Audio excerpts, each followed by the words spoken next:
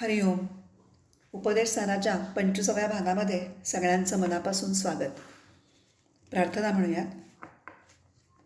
ओम सहनाववतु सहनौ भुनक्तु सह वीर्यं करवावहै तेजस्विनावधीतमस्तु मा विद्विषावहै. ओम शांती शांती शांतिः. ब्रह्मानन्दं परमसुखदं केवलं ज्ञानमूर्तिं द्वन्द्वातीतं गगनसदृशं तत्त्वमस्यादिलक्ष्यम् एकं नित्यं विमलमचलं सर्वधी साक्षिभूतं भावातीतं त्रिगुणरहितं सद्गुरुं तन्नमामि. सुरुवातीला मागील श्लोकांमध्ये पाहिलेल्या संकल्पनांची धावती उजळणी करून मग आपण पुढचा 20वा श्लोक त्याच्यानंतर बघूयात. तर 17व्या श्लोकापासून आता ज्ञानयोग आपला सुरू झालेला आहे आणि या श्लोकामध्ये मनाचं अस्तित्व मिथ्या असतं आणि मिथ्या वस्तू ही अस्तित्वासाठी ज्या दुसऱ्या वस्तूवर अवलंबून असते तिला अधिष्ठान असं म्हणतात आणि अधिष्ठान हे सत्य असतं, हे आपण पाहिलं. आता 18व्या श्लोकामध्ये मनाचं अधिष्ठान म्हणजे अहमवृत्ती हे पाहिलं आणि म्हणून मन म्हणजे अहमवृत्ती असं आपण म्हटलं. तर या अहमवृत्तीविषयी अधिक खोलात जाऊन विचार हा आपण 19व्या श्लोकात केला. तो 19वा श्लोक आपण आधी एकदा म्हणूया. अयमहं कुतो भवति चिन्वतः ऐपतत्यहं निजविचारणं. ही अहमवृत्ती, ज्याला आपण अहंकार असंही म्हटलं, तर ही कुठून उत्पन्न झाली असा आत्मविचार करायला लागलो की मग ही अहमवृत्ती गळूनच पडते. म्हणजे अहमवृत्तीचं अस्तित्वसुद्धा पारमार्थिक सत्याच्या व्याख्येत बसत नाही असं आपल्या लक्षात येतं. तर हा मुद्दा समजून घेण्यासाठी आपण गेल्या भागामध्ये अहमवृत्तीची निरनिराळी उदाहरणं पाहिली आणि या उदाहरणावरून आपल्या लक्षात आलं की अहमवृत्तीचं अस्तित्वसुद्धा शरीर, मन, बुद्धी या उपाधींच्या सापेक्ष असल्यामुळं ते सारखं बदलत असतं. म्हणजेच ते पारमार्थिक सत्य नसतं. पारमार्थिक सत्याच्या दृष्टीने अहमवृत्ती पण त्यामुळे प्रत्यक्षात अस्तित्वात नाहीच असं आपल्या लक्षात आलं. अजून एक गोष्ट 19व्या श्लोकावर विचार करताना आपण शिकलो आणि ती म्हणजे अहंकाराची व्याख्या. स्वतःला शरीर, मन, बुद्धी इत्यादी मानणं आणि त्यामुळे मी करता आहे, मी भोगता आहे हा भाव मनात ठेवून व्यवहारात वागणं म्हणजेच अहंकार. तर या अहंकाराचा उगम कुठून झाला? तर हा अहंकार हा स्वतःच्या खऱ्या स्वरूपाच्या अज्ञानामुळे उत्पन्न होतो आणि या अज्ञानाचा नाश म्हणजेच अहंकाराचा नाश हा आत्मविचाराने होतो. आता अहंकाराचा नाश ह्याचा जर वास्तविक अर्थ लक्षात घेतला नाही तर लोकांना भीती वाटू शकेल की प्रत्येक व्यक्ती कारण जीवनात मी डॉक्टर, इंजिनियर, वकील असं काहीतरी मी आहे, असं काहीतरी बनण्याची इच्छा करत असते जेणेकरून ती म्हणू शकेल की मी अमुक आहे, मी प्राध्यापक आहे, मी डॉक्टर आहे. पण परिभाषेनुसार आपण आत्ता जी अहंकाराची व्याख्या किंवा परिभाषा पाहिली त्याच्यानुसार हे सगळं असं म्हणणं म्हणजे तर अहंकार आहे. आता हाच अहंकार जर नष्ट झाला तर मग व्यक्तीचं व्यक्तिमत्वच संपून जाईल ना. म्हणून काही लोक वेदांताला घाबरतात. पण भगवान रमण महर्षी ही जी काही भीती आहे ती अनाठही आहे आणि ती भीती ही पुढच्या श्लोकामध्ये 20व्या श्लोकामध्ये ती दूर करतायत. आता आपण 20वा श्लोक म्हणूया. अहमिनाशभाज्यहमहंतया स्फुरतिरुत्स्वयं परमपूर्णसत्. अन्वय. अहमी नाशभाजी सती परमपूर्णसत् हृत अहम अहमतया स्वयं स्फुरती. अर्थ पाहूयात. जेव्हा अहंकाराचा नाश होतो म्हणजे अहमी नाशभाजी सती म्हणजे जेव्हा अहंकाराचा नाश होतो तेव्हा काय होतं? परमपूर्ण सत, परमपूर्ण व सत्स्वरूप असं कोण? हृद म्हणजे हृदाख्य आत्मा अहम अहमतया स्वयं स्फुरती. अहम अहम रूपात स्वतःच प्रकट होतो. आता पुन्हा एकदा पूर्ण अर्थ सांगते.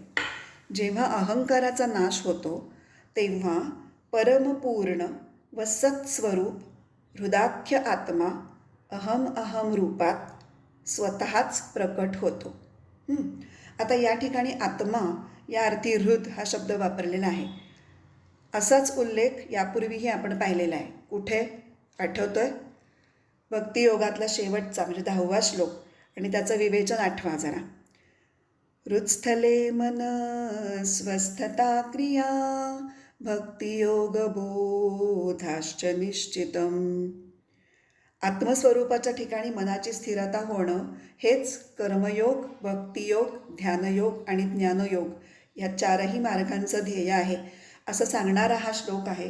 आणि ह्या श्लोकाच्या निरूपणामध्ये आत्म्यासाठी हृद हा शब्द का वापरला जातो हे मी स्पष्ट केलं होतं. ते पुन्हा एकदा तुम्ही आठवा. पुन्हा एकदा ती ऑडिओ क्लिप मला वाटतं 14 क्रमांकाची आहे, ती पुन्हा एकदा तुम्ही ऐकू शकता.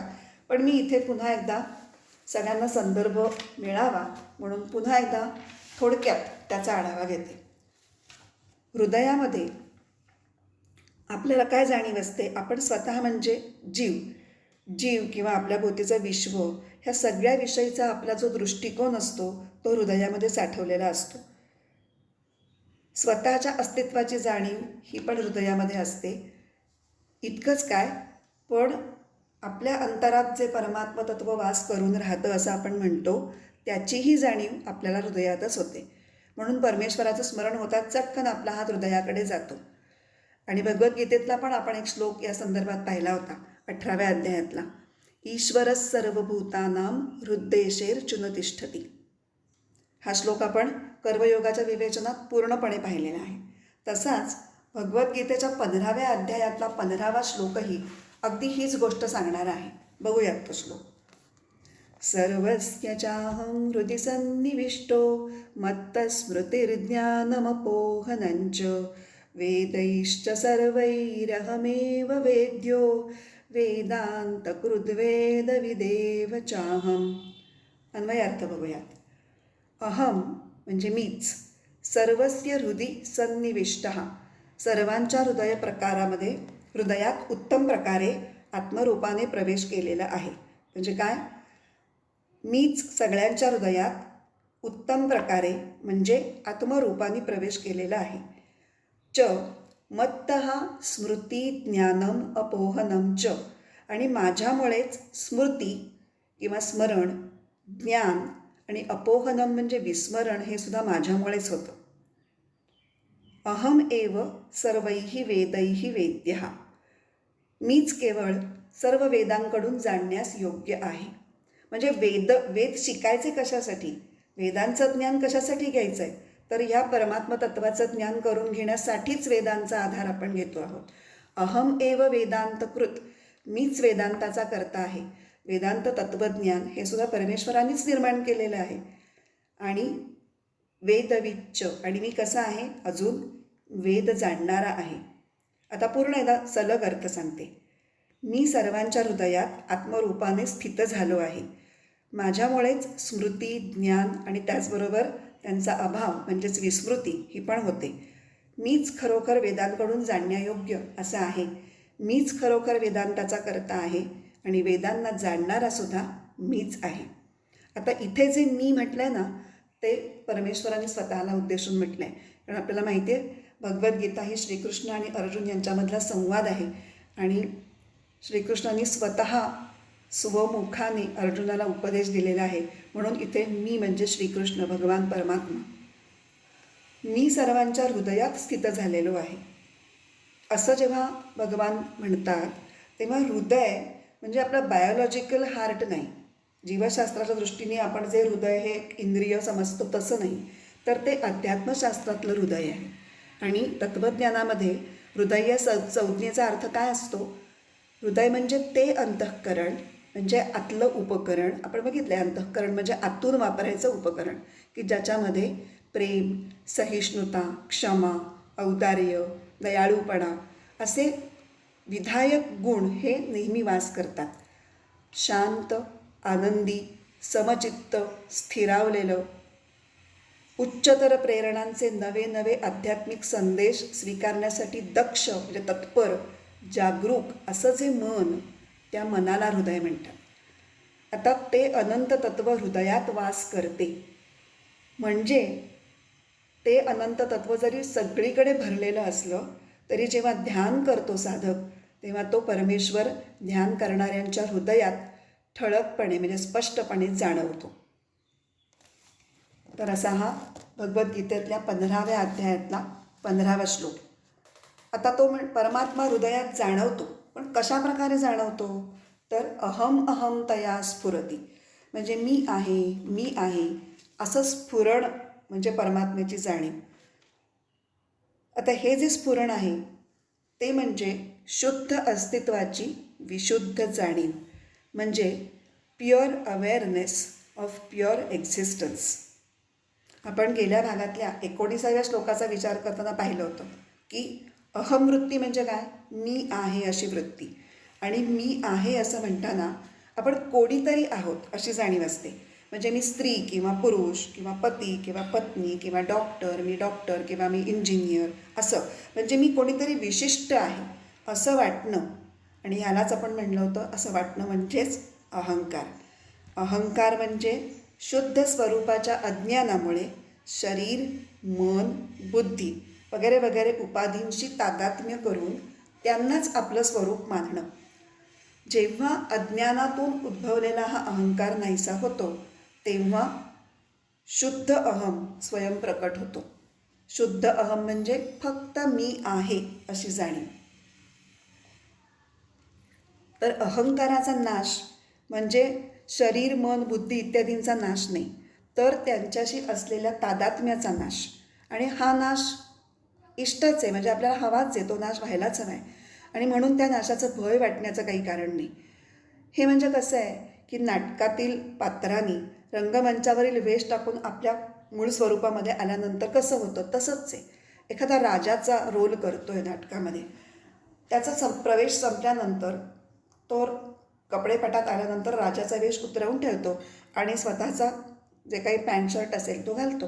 ह्यात घाबरण्यासारखं काय आहे? ही क्रिया कधीतरी करावीच लागणार ना, का तो कायम राजा म्हणूनच वावरेल? असं तर शक्य नाही आहे. तर अहंकाराचा नाश झाल्यानंतर शुद्ध आत्मस्वरूप प्रकाशित होतं. ह्याचा अर्थ असा नाही की त्याच्या आधी आत्मा हा नसतोच. आत्मा हा सत्स्वरूप आहे. सत म्हणजे काय? प्युअर एक्झिस्टन्स आणि कायमस्वरूपी असणं. आणि त्यालाच अज्ञानाने आपण अहंकार मानत असतो.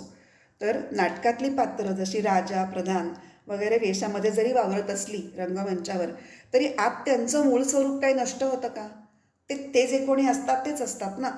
समजा मी भारतीय आहे, मी आनंदीबाई जोशींचा रोल केला आहे, तर आनंदीबाई जोशींसारखे जरी केशभूषा केली, डायलॉग्स म्हणले, तरी मी आत भारती कुलकर्णीच असते ना. मी काय आनंदीबाई जोशी होत नाही. त्यामुळे मूळ स्वरूप हे नष्ट होत नाही, ते फक्त प्रकट होतं, म्हणजे दिसतं किंवा दिसत नाही. जेव्हा अहंकाराचं आवरण त्याच्यावर असतं तेव्हा ते दिसत नाही आणि ते दूर झालं की ते दिसू लागतं. इथे अजून एक शब्द वापरलेला आहे, परमपूर्ण सत. परमपूर्ण सत हे आत्म्याचं विशेषण म्हणून वापरलं आहे. आणि ते अशासाठी वापरलं आहे की आत्म्याला कोणी अनित्य समजू नये. परमपूर्ण म्हणजे सर्वत्वानी हा पूर्ण आहे आणि सत म्हणजे कायमस्वरूपी अस्तित्व असलेला आहे. आत्म्याची सत्ता ही देशकालाधिकांनी मर्यादित नाही. आणि आपण जे 4 अभावांचे प्रकार बघितले त्यातला एकही अभाव आत्म्याला कधीही लागू पडत नाही. मग आपल्या मर्यादांचा त्याग करून अनंत स्वरूपाची प्राप्ती करून घेण्यामध्ये भयाला स्थान कुठे राहणार? म्हणजे अहंकाराच्या नाशाला भिण्याचं काहीच कारण नाही. जेव्हा मी देह, मी मन, मी बुद्धी, मी कर्ता, मी भोगता अशा अज्ञानमूलक तादात्म्याचे ढग जेव्हा आत्मविचाररूपी वाऱ्याने बाजूला केले जातात तेव्हा शुद्ध आत्मतत्वाचा सूर्य हा तेजाने तळपत असताना दिसायला लागतो. असंच खूप छान वर्णन शंकराचार्यांनी त्यांच्या विवेकचूडामणी या ग्रंथातल्या 300व्या श्लोकात केलेलं दिसतं. कसं? आपण तो श्लोक पाहूयात. अहंकारग्रहान्मुक्तस्वरूपमुपपद्यते चंद्रवद विमलः पूर्णः सदानंद स्वयं प्रभः. अन्वयार्थ बघूयात. अहंकारग्रहात म्हणजे अहंकाराच्या किंवा जीवभावाच्या जोखडातून मुक्त झाल्यानंतर चंद्रवत म्हणजे चंद्रग्रहणापासून चंद्राची मुक्तता व्हावी तसं तो मानव पूर्ण सदानंद स्वयंप्रभा स्वरूपम उपपद्यते. म्हणजे जीवभावाचं ग्रहण त्या आत्म्यारूपी चंद्राला लागलेलं आहे आणि ते जेव्हा ग्रहण बाजूला होईल म्हणजे ग्रहण सुटेल तेव्हा ती व्यक्ती हे आपलं जे स्वरूप आहे त्या रूपापर्यंत पोचेल किंवा त्या स्वरूपाला ओळखेल. आणि ते रूप कसं आहे? परिपूर्ण आहे, सच्चित आनंद स्वरूप आहे आणि स्वयंप्रकाशी आहे. म्हणजे स्वतः सिद्ध आहे. त्याला सिद्ध करण्यासाठी आणखीन कुठल्याही गोष्टीची आवश्यकता नाही. अहंकार भावनेतून जेव्हा मुक्ती होईल तेव्हाच स्वतःचं सत्यस्वरूप हे आपल्याला समजून येईल. पार्थिव देह आणि त्याच्याशी असलेलं आपलं तादात्म्य ह्याला जणू काही त्यांनी परमतत्वाला ग्रासणाऱ्या छाया म्हणजे असं ग्रहण असं म्हटलं आहे. आणि जेव्हा हे तादात्म्य संपतं किंवा बाजूला केलं जातं तेव्हा परमतत्व आपल्या स्वतःच्या वैभवाने व्यक्त होतं.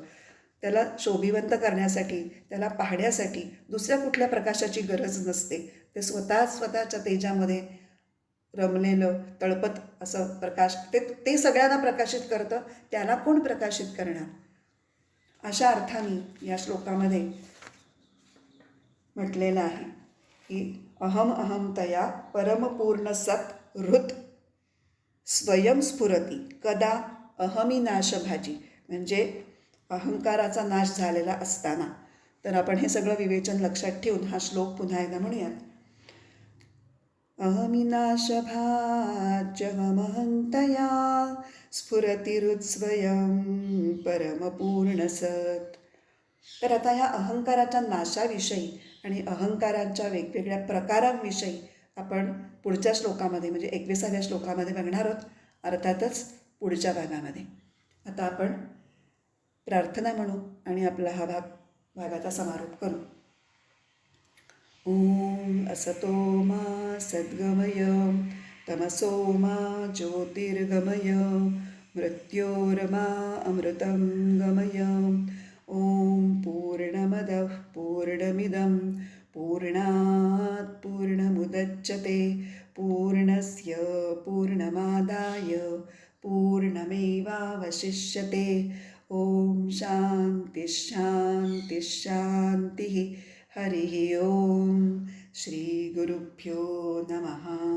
हरिः ओम.